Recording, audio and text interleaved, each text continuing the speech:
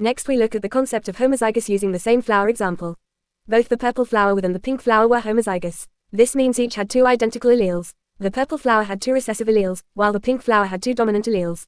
When they were crossed, they produced offspring that were heterozygous, meaning they had one dominant and one recessive allele.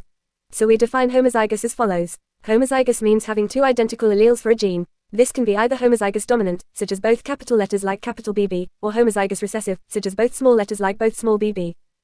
Homozygous refers to a genetic condition in which an organism has two identical alleles for a specific gene, with one allele inherited from each parent.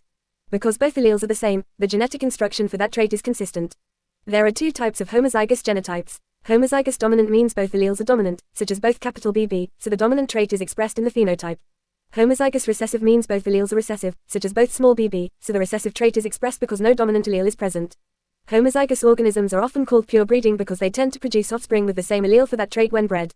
This leads to consistency in that characteristic across generations. During gamete formation, homozygous individuals produce only one type of gamete for that gene since both alleles are identical. For example, a both capital BB individual produces only capital B gametes, while both small bb individual produces only a small b gametes, making inheritance patterns easier to predict.